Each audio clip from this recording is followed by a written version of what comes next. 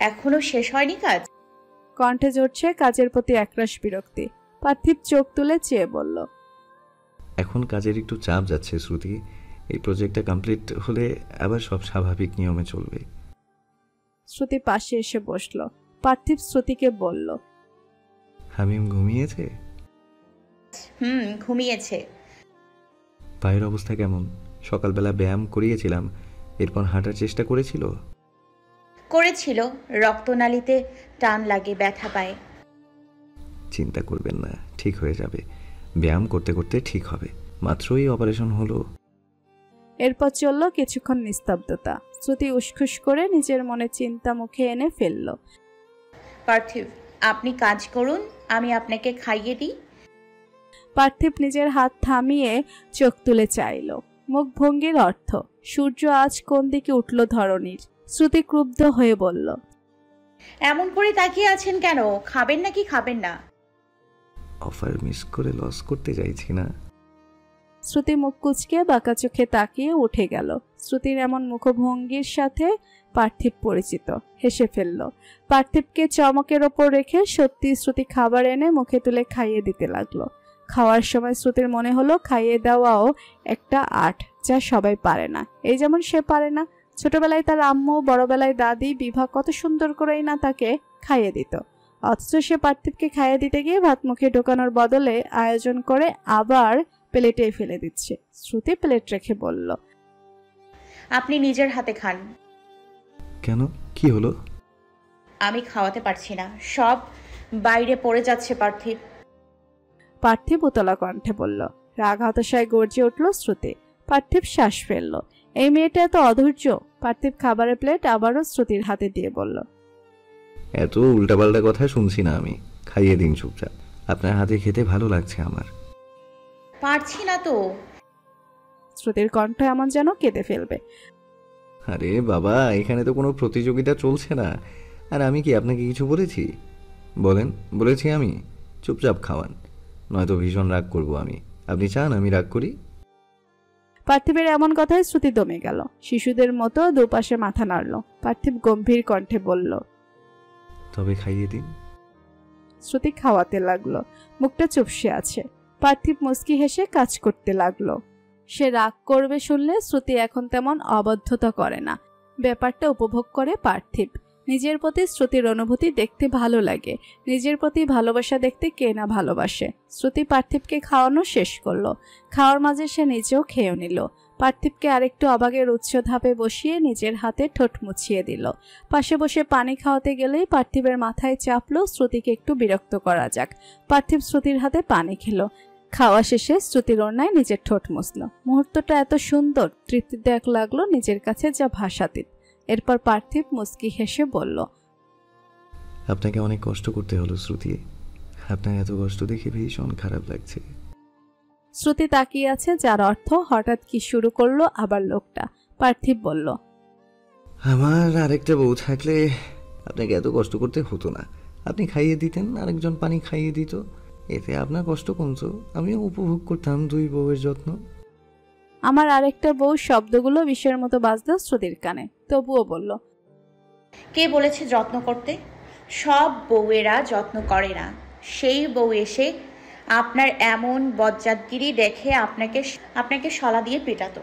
অসভ্য লোক। শ্রুতি জানে পার্থিব মজা করছে, তবুও মজাকে মজা হিসেবে নিতে পারল না। সে রেগে উঠল।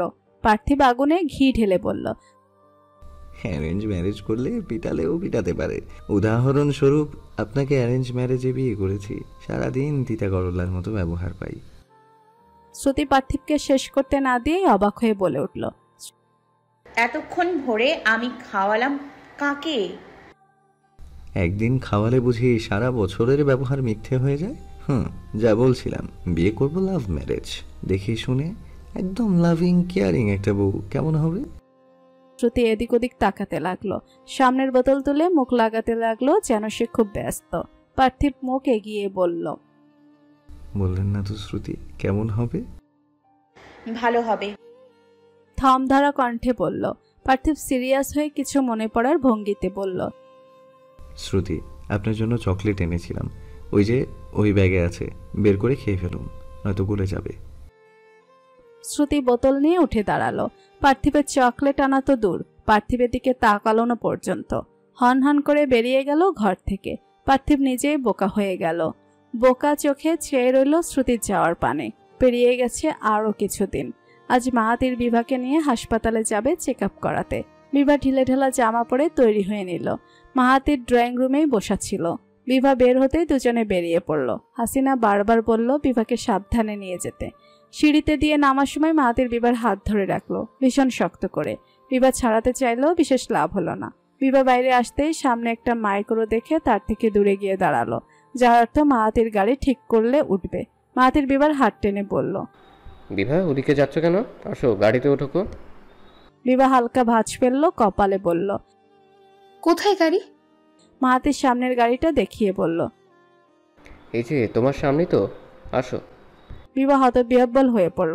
ব্যাপারটা বুঝে আসতেই আচম্বিত প্রশ্ন ছুড়ে দিল। আপনি উবার কেন ডেকেছেন? বিভার কণ্ঠ শুনে মনে হলো মাহাতির মারাত্মক কোনো অপরাধ করে ফেলেছে, যার জন্য সে এইভাবে কৈফিয়ত চাচ্ছে। মাহাতির চাইল না নিজের যত্নের কথা প্রকাশ করতে, শান্ত কণ্ঠে বলল, বিভা চুপচাপ আসো, এত প্রশ্ন ভালো নয়। আগে বলুন আপনি উবার কেন ডেকেছেন? বিভা জেদি কণ্ঠে মাহাতির দমে গেল।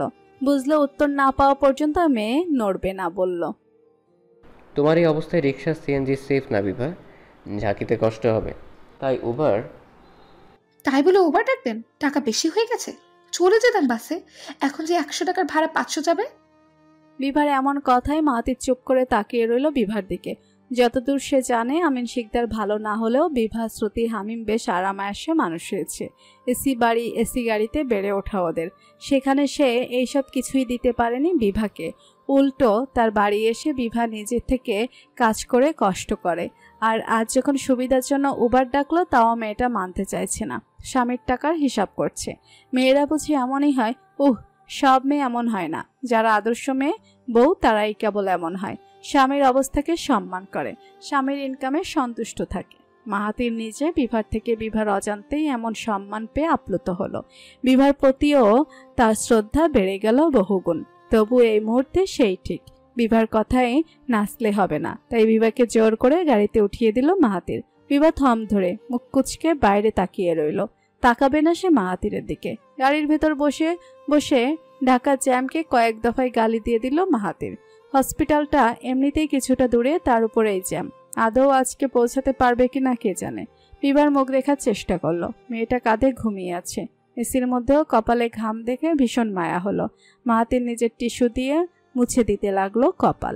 বিভা পিট পিট করে চোখ খুলে নিজের অবস্থান বুঝতেই বিদ্যুৎ বেগে সরে গেল। মাহাতির বিভার দিকে তাকিয়ে বোঝার চেষ্টা করলো যে কি হলো। বিভা বসে হাত দিয়ে গলা মুখের ঘাম মোছার চেষ্টা করলো।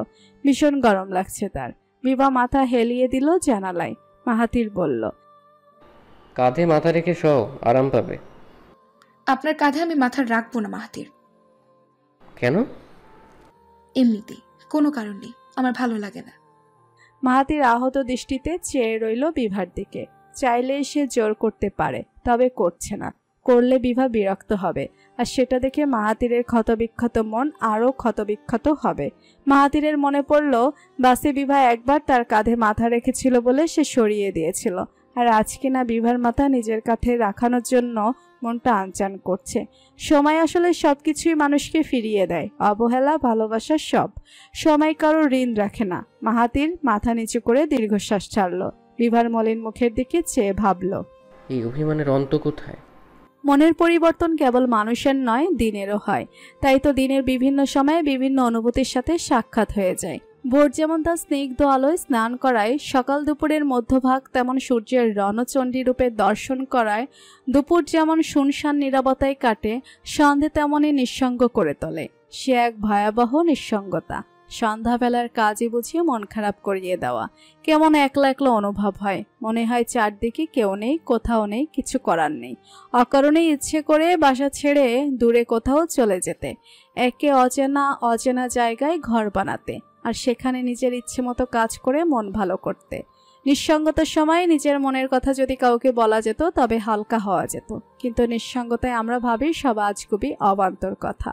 অবান্তর কথা যাকে তাকে বলা যায় না, বলতে হয় একান্ত আপন মানুষদের। আর যাদের আপন মানুষ নেই তাদের সে মন খারাপ নিয়ে পার করে দিতে হয় গোটা এক সন্ধ্যা। এই ভর সন্ধ্যায় নিজের ছেলেকে এইভাবে বসে থাকতে দেখে ভীষণ অবাক হলেন হাসিনা। এগিয়ে এসে বললেন, আব্বা ঘরে না গিয়ে এইখানে বইসা আছো কে? মাহাতির চোখ তুলে তাকালো, একগাল বাঁকিয়ে মলিন হেসে বলল, এমনি আম্মা। হাসিনা মানলেন না। তার ভেতর বসবাসকারী মা সত্ত্বেও তাকে মানতে দিল না। মাহাতিরের রুক্ষ পুরু চুলে হাত গলিয়ে দিল, স্নেহ কণ্ঠে বলল, মনটা ভালো না? ভালো আম্মা, আপনি অযথা চিন্তা করেন। বিভারে নিয়ে চিন্তা করো।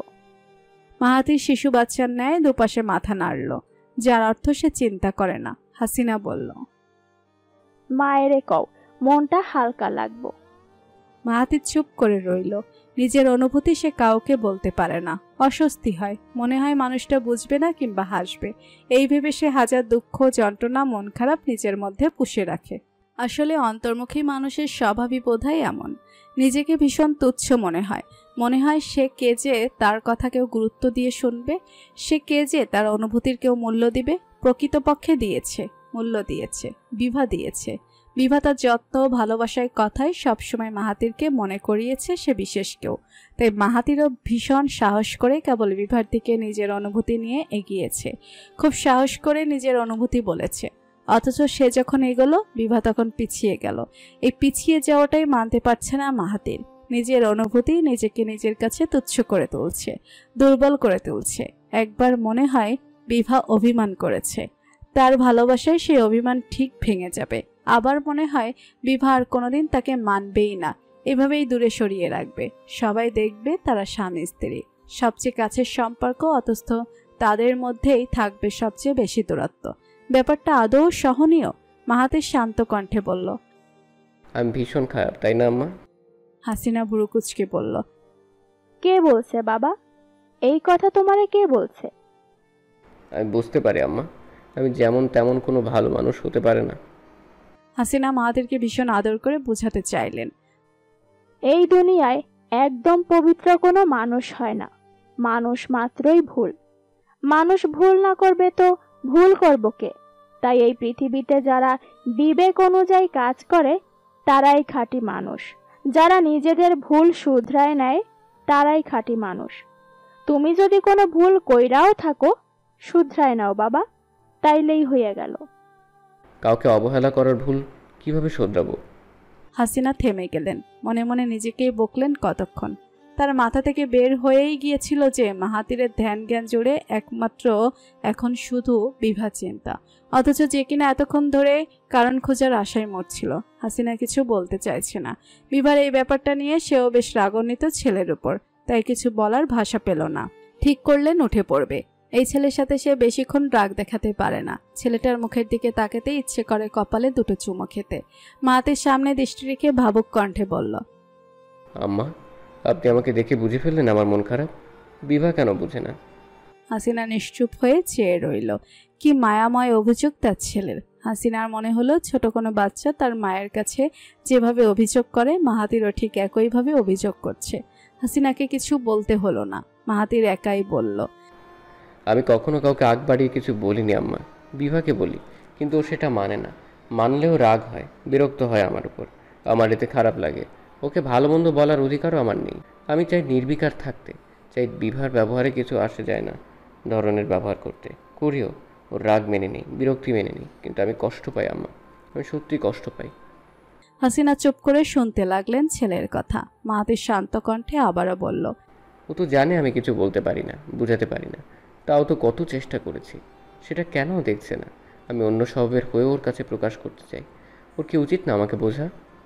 থেমে গেল মাহাতির। মেঝের টাইলসের দিকে চেয়ে রইল কিছুক্ষণ। আপন মনে আবারও নিজের প্রতি অভিযোগ তুলল, আমি যতটুকু অনুভব করি তার একাংশও বোঝাতে পারি না। আমি এমন কেন আম্মা? দোষ তো আমারই। হাসিনা ছেলের পিঠে হাত বুলালো, এমনি মন খারাপ করে না। বউ রাগ করছে, মান করছে, তাই বইলা তোমারে ভালোবাসে না এমন তো না। সে তোমারে ভালোবাসে বাবা। তাই তো আমি খাওয়াইতে গেলে আগে জিজ্ঞাসা করে নাই তুমি খাইছো কিনা। তোমার খোঁজ খবর নেয়। ভালো সেও বাসে, তুমিও বাসো। এখন রাগ কইরা আছে, কিছুদিন পর ভাঙবো। আর এমনিও এই সময় মন মেজাজের ঠিক ঠিকানা থাকে না, তাই জন্য হয়তো বেশি রাগ করতেছে। তোমার ওপর রাগ না আব্বা, মাইয়াগো এই সময় কিছুই ভালো লাগে না, তাই সব কিছুতে বেশি বাড়াবাড়ি হয়। রাগ যেমন বেশি হয়, দুঃখও বেশি হয়। তোমার উচিত বিভার পাশে থাইকা ওরে সাহস দেওয়া। মাহাতির মায়ের কথা শুনল। সে তো বিভার পাশে আছে, কই বিভা তো তার পাশে নেই। পার্থিব রুমে ঢুকলো। রুমের কোথাও তার মহারানের অস্তিত্ব নেই। পার্থিব বারান্দায় এগিয়ে গেল। শ্রুতি প্রতিদিনের মতোই বাইরে তাকিয়ে আছে, মুখ দেখা যাচ্ছে না। তবে পার্থিব বেশ ভালোই বুঝতে পারছে শ্রুতির মুখভঙ্গি কঠিন আকার ধারণ করে আছে। তার কারণও অবশ্য পার্থিব কাল রাতে মজা করেছিল। গোটা একদিন পেরিয়ে গেল, আজ রাত নেমে এলো, অথচ শ্রুতির রাগ ভাঙল না। পার্থিব নিজের ঠোঁট কামড়ে ধরল। মেয়েটা রাগের থেকেও বেশি কষ্ট পেয়েছে। মজাটা করা আসলেই উচিত হয়নি। পার্থিব নিজের হাতের 1 কাপ কফি গ্রিলে বসালো। পেছন থেকেই জড়িয়ে ধরল শ্রুতিকে। শ্রুতি বিশেষ কোনো প্রতিক্রিয়া দেখালো না, পাথরের ন্যায় স্থির। পার্থিব সরল কণ্ঠে বলল, রাগ করেছেন? বেশি রাগ করেছেন? কথাই বলবেন না? 3টা প্রশ্ন থেমে থেমে করলো পার্থিব। মাঝে সময় দিল উত্তরের, তবে শ্রুতি সেই সময়ের সদ্ব্যবহার করল না। শান্ত রইল আগের মতোই। পার্থিব শ্রুতির কাঁধে চুমু খেলো গাঢ় করে। হ্যাঁ শ্রুতি, কথা বলেন। আপনার ঝাঁঝালো কণ্ঠ না শুনলে পেটের ভাত হজম হয় না আমার। এক্ষুনি খেয়ে এলাম, হজম করতে সাহায্য করুন প্লিজ। করুণ কণ্ঠের বাণী বিশেষ সুবিধা করতে পারল না বলে মনে হয় না। আপনি চান না আমার পেটের খাবার হজম হোক? আপনি চান আপনার স্বামীর বদ হজম হোক? সন্দেহপূর্ণ কণ্ঠে বলল পার্থিব। পার্থিবের এমন কথায় শ্রুতি খড়খড়ে কণ্ঠে বলল, সমস্যা কি? ঘরে যান, একা থাকতে দিন আমাকে। বিয়ে করে একা থাকা যায় না শ্রুতি। বিয়ের পর স্বামীর সাথে থাকতে হয়, স্বামীর পাঞ্জাবি ধরে। বিজ্ঞ গম্ভীর রসাত্মক কণ্ঠের কথায় শ্রুতি মুখ কুচকে ঘুরল। পার্থিব হাসি মুখে বলল, স্বামীরা বউয়ের আঁচল ধরে ঘুরতে পারলে বউদেরও উচিত স্বামীর পাঞ্জাবি ধরে ঘোরা, তাই না? শ্রুতি শক্ত মুখে দৃঢ়তা নিয়ে বলল, না, উচিত নয়। ইনফ্যাক্ট এটা সম্ভবই নয়। স্বামীরা যদি তাদের বাকি 3 বউয়ের সাথে সময় কাটায়, তাহলে পাঞ্জাবি ধরে ঘুরবে কখন আরেক বউ? পার্থিব ঠোঁট চেপে চেয়ে রইল তার স্ত্রীর দিকে। মেয়েটার কথাগুলো কিছুটা এলোমেলো হলেও কথার দ্বারা নিজের উদ্দেশ্য পূর্ণ করেছে। উদ্দেশ্য ছিল পার্থিবকে ঠেস দেওয়া। শ্রুতি সেখানে সফল। পার্থিব তার বউয়ের বাচ্চা মতে হাসতে গিয়েও হাসল না, বলল, আমার তো একটাই বউ শ্রুতি, 3 বউয়ের ঝামেলা নেই। আপনি চাইলে আমার পাঞ্জাবি ধরে ঘুরতে পারেন, তবে আমি এখন গেঞ্জি পরা। আপনি বললে পাঞ্জাবি পরে আসবো। পার্থিবের কথায় শ্রুতির গায়ে আগুন জ্বলল। ফালতু কথা না বলে ঘরে যান। 3 বউ নেই হতে কতক্ষণ?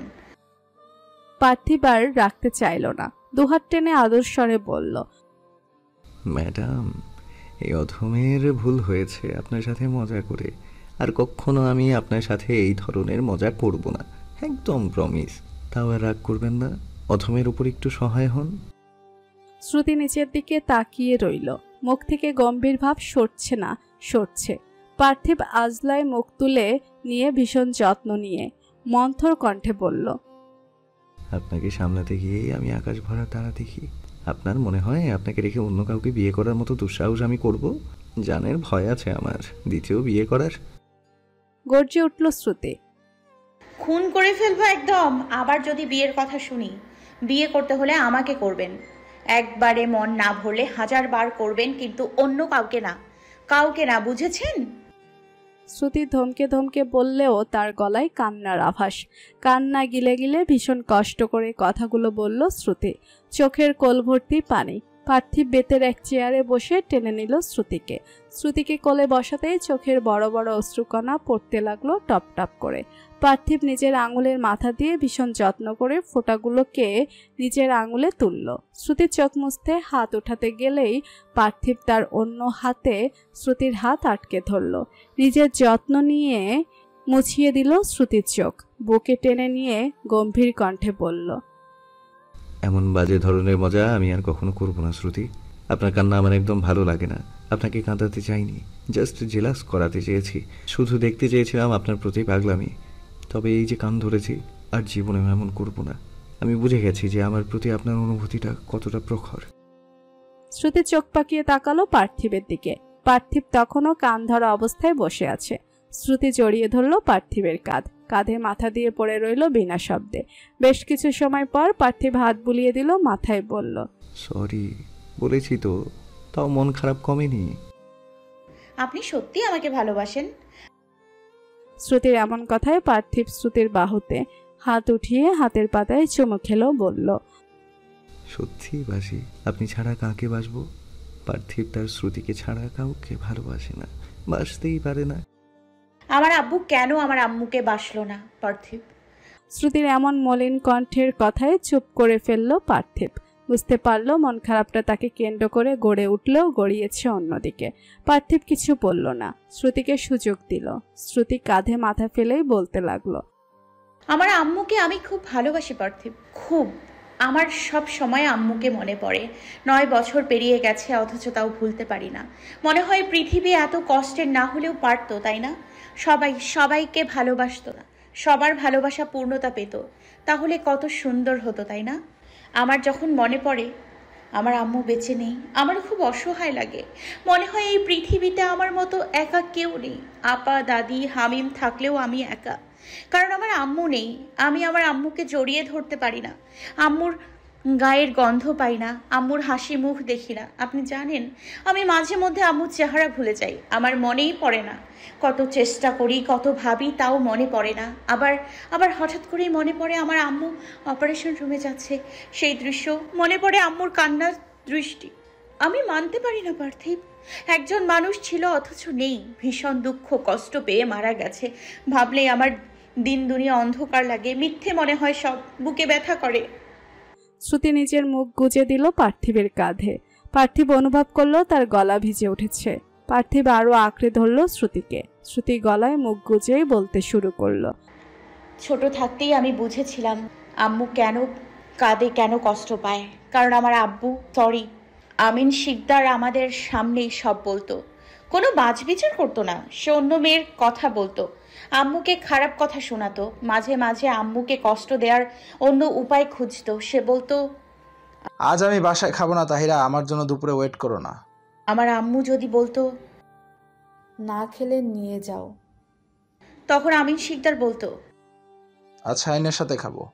আমিন শিকদার বুঝতো মা জানে শাহিন নামের মানুষটা কে, তবু মাকে বলতো, শাহিনাকে ভালোবেসে শাহিন ডাকি, বলেই হাসি দিয়ে চলে যেত। সেই হাসিতে থাকতো আমার আম্মুকে কষ্ট দেওয়ার, যন্ত্রণা দেওয়ার প্রচেষ্টা। আমি তখন সব দেখলেও কিছু অনুভব করিনি, কারণ স্বামীর দ্বিতীয় বউ বা অন্য কাউকে ভালোবাসলে কেমন অনুভূতি হয় সেটা 13 বছর বয়সে আমি বুঝিনি, শুধু দেখেছি। তখন শুধু মনে হতো বাবাদের একটাই বউ হয়, আর সেটা মা। মা বাদে অন্য কেউ মানেই খারাপ। আমার বাবা সেই খারাপকে নিয়েই থাকতে চাইছে, তাই রাগ হতো। আমার মা কিছুই বলতো না, তেমন হয়তো বলতো, কিন্তু আমাদের সামনে না।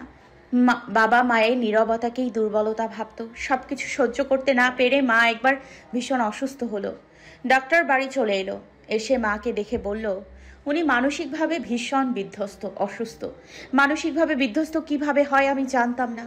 দাদিকে জিজ্ঞেস করেছিলাম যে মানসিকভাবে অসুস্থ কিভাবে হয়, তাই এই ঘটনাটা খুব ভালোভাবে মনে আছে আমার।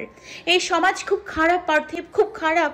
আমার মা যখন শেষ ভরসা হিসেবে মামা মামির কাছে গেল, সব জানালো ফোনে, তখন তারাও মুখ ফিরিয়ে নিল। মামি বলল, পুরুষদের মাঝে একটু একটু দোষ থাকে, তাছাড়া পুরুষদের তো 4 বিয়ের জায়েজ। আমি বিলকি, তাহিরা, তুমি আমিন ভাইকে বিয়ে করিয়ে দাও। সেই কথা শুনে আমার আম্মু কিছুই বলল না, ফোন কেটে দিল। আমি তো সব শুনেছি, সব। আপাও শুনেছিল। আমরা দুজন ঘুমিয়েছিলাম। আমি যখন চোখ খুলে তাকালাম, দেখলাম আপা আমার দিকে তাকিয়ে আছে, মুখে হাসি, চোখে পানি নিয়ে। আচ্ছা, পরকীয়ার মতো নোংরা কাজ কি বিয়ে দিয়ে ঢেকে দেয়া যায়? 4 বিয়ে করা যায় বলেই যা ইচ্ছে তাই করতে পারবে আমিন শিকদারের মতো মানুষেরা? কোনো বিচার হবে না? শ্রুতি মাথা তুলল। পার্থিব গম্ভীর চোখে তার শ্রুতিকে দেখল। চোখের পাড় ফুলে গেছে, চোখের কোনায় কোনায় পানি থই থই করছে, যে কোনো সময় পড়ে যাবে। শ্রুতি আবারও বলল, আমি আমার মায়ের মুখ ভুলতে পারি না পার্থিব। আমার মায়ের হাসি মাখা মুখ আমার মনে পড়ে না। অথচ কান্না ভরা মুখ, মলিন মুখ না চাইতেও মনে পড়ে আমার মা কেন খুশিভাবে পৃথিবী ত্যাগ করলো না। সে তো খুশির প্রাপ্য, তাই না?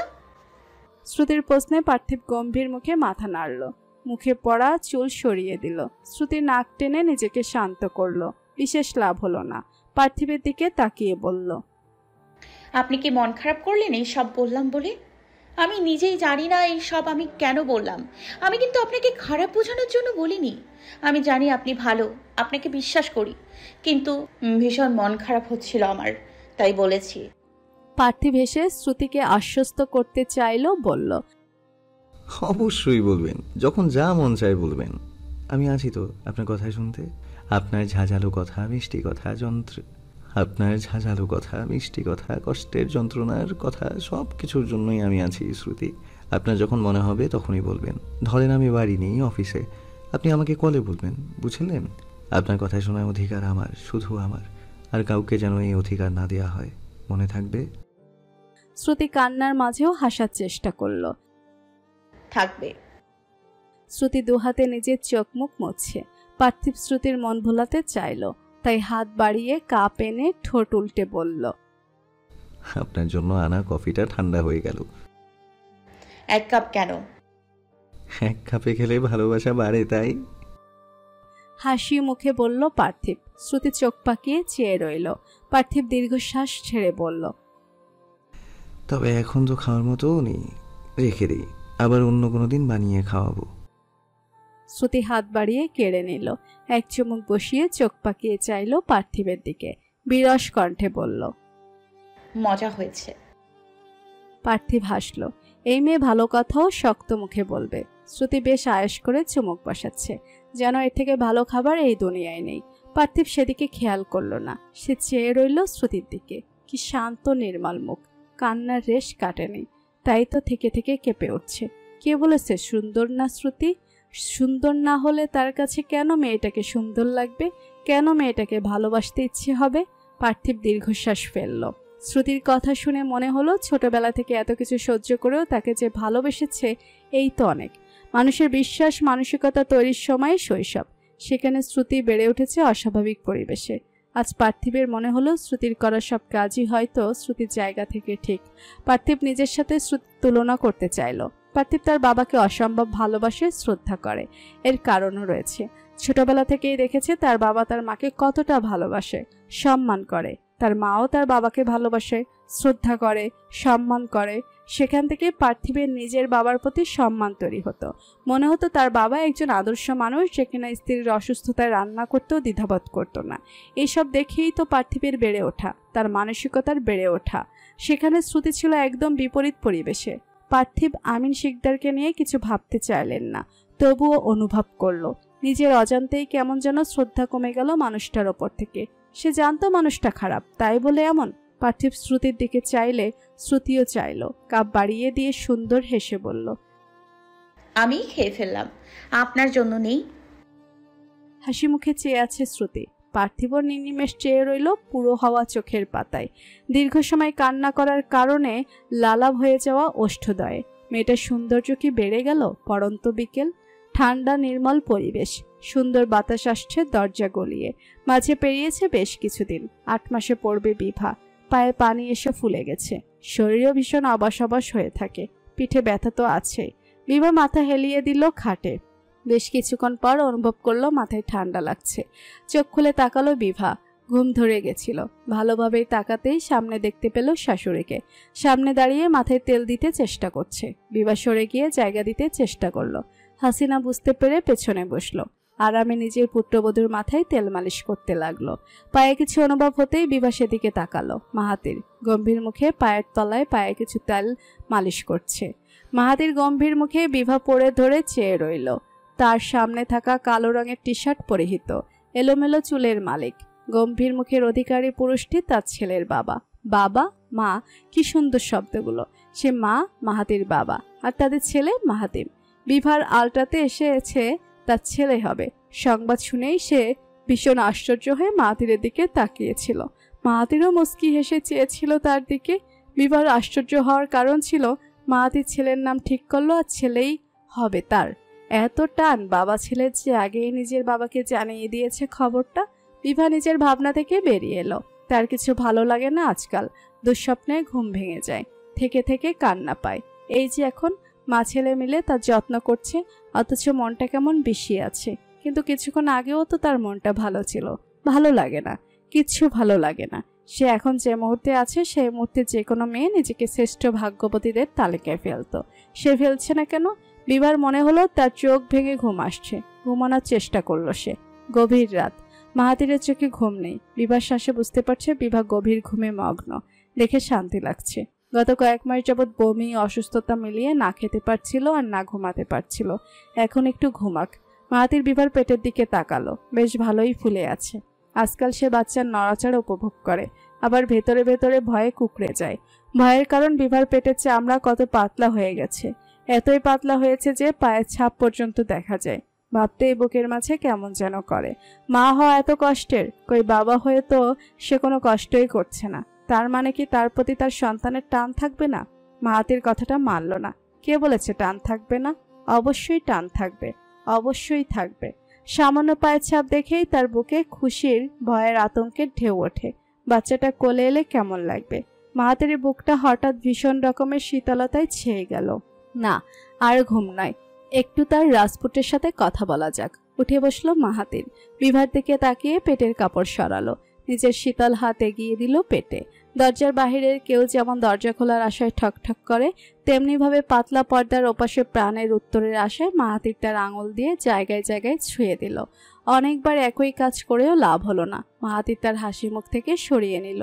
বুড়ুকুচকে গম্ভীর মুখে বলল, তুমি আব্বুকে রেখে ঘুমিয়ে গেছো, এটা কি ঠিক হলো? কিছুক্ষণ সেভাবেই অতিবাহিত হলো। মনে পড়ল আগের ঘটনাগুলো। সে তাহিরা, হাসিনা সবার কাছেই বিচার দিয়েছে। এমনকি হামিমের কাছেও বিচার দিয়েছিল সে হামিমের চলে যাওয়ার সময়। কিন্তু কেউ তার বিচারের সমাধান করতে পারেনি। তাই মাহাতির ভুরুকুচকে বলল, তোমার দাদিকে, নানিকে, মামাকে সবাইকে বললাম তোমার আম্মুকে ভালো বানাতে, কেউ বানিয়ে দিল না। এখন তোমাকে বলছি শোনো, আম্মুকে ভালো করে দাও তো, সে যেন তোমার আব্বুকে পৌঁছে, যেন অনেক ভালোবাসে। তোমাকে বিচার দিলাম, আর কাউকে দেব না। এখন যদি তাও তোমার আম্মু ভালো না হয়, তবে তুমি যখন মায়ের খাবে আম্মুর হাতের, আমি তোমাকে বাঁচাবো না। ইনফ্যাক্ট আমি নিজেও মারবো তোমাকে। একটা মায়েরও নিচে পড়বে না, বুঝছো? ডিল করবা না মায়ের খাবা? কথা শেষ হয়েছে কি হয়নি, মাহাতির স্পষ্ট দেখলো বিভার পেটে ছোট ছোট পায়ের ছাপ। বুকটা ধক করে উঠল। মাহাতিরের মনে হলো সে ভুল দেখেছে। দিন দুনিয়া ভুলে সে তাকিয়ে রইল সেদিকে। তখনই কানে এলো, ঘুমের মাঝেই বিভা কোকিয়ে উঠেছে। চোখ মুখ কুচকে গেছে। বাচ্চাটা কি তবে লাথি মারল? মাহাতির ভুরু কুচকে তাকিয়ে রইল পেটে। তার ছেলে কি তার কথা পছন্দ করলো না নাকি?